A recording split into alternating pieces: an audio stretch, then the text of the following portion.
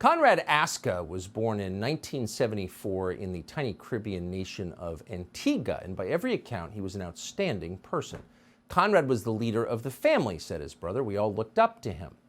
Asca was certainly a man of deep religious faith, and we know that because his final words in the second before his death were, quote, "Lord, you now have my soul." Imagine saying that as your final sentence. But his death is a scandal. The reason he died is a scandal, and many in the aviation industry know about it, but it is never mentioned in public. So we thought we would tell you because there are lessons in his death for all of us who travel commercially. In February of 2019, Asca was the first officer piloting an Amazon Prime cargo jet for a contractor called Atlas Air. They were flying a Boeing 767. As it approached Houston Airport, Asca assumed full control of the plane. Seconds later, while attempting to apply the speed brakes to land, Asca accidentally pressed a switch that put the plane into go-around mode, and that gave the plane an unexpected jolt of thrust. In response to this unexpected jolt, Asca panicked. Instead of checking his instruments to figure out what was going on, he pushed down hard on the control yoke. He pushed as hard as he could, and then the plane nosedived through the clouds and right into the water. The plane was obliterated on impact. It killed him, his co-pilot, and another pilot who was just hitching a ride. So it was obvious from those facts alone that Conrad Asca, decent man though he was, should not have been in control of an airplane. And his personnel records confirm that strongly. Before he started flying 767s for Amazon and Atlas Air, he had been a pilot for 7 different airlines, including Mesa Airlines. Several instructors at Mesa reported that Asca was often overwhelmed in the cockpit, as he was on the day he died. One pilot later told the NTSB that in emergencies, Asca, quote, became extremely anxious and would start pushing a lot of buttons without thinking about what he was pushing, just to be doing something.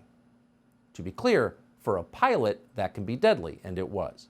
Atlas Air says it was not aware of any of this when it hired Asca.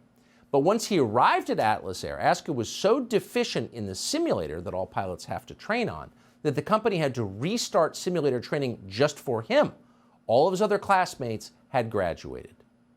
Predictably, in its final report into the Atlas Air crash, the NTSB cited as a cause of the deadly crash the, quote, systemic deficiencies in the aviation industry's selection and performance measurement practices, which failed to address the first officer's aptitude-related deficiencies and maladaptive stress response.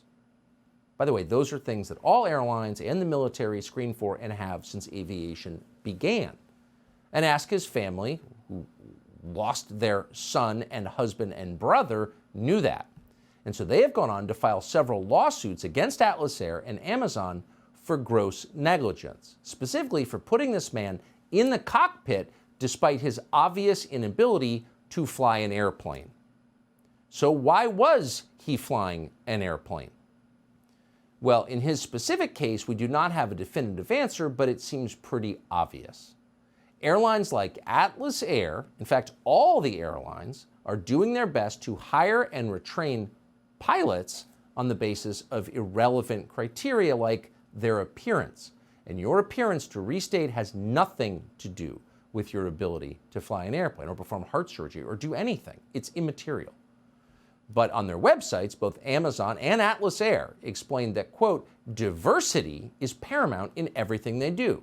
Here's from the Atlas Air website, quote, we leverage diversity, equity, and inclusion, DEI, as a business strategy and driver of innovation. We are guided by DEI philosophy. Oh yes, well, apparently you are. And look at the results. Amazon, of course, says the same thing.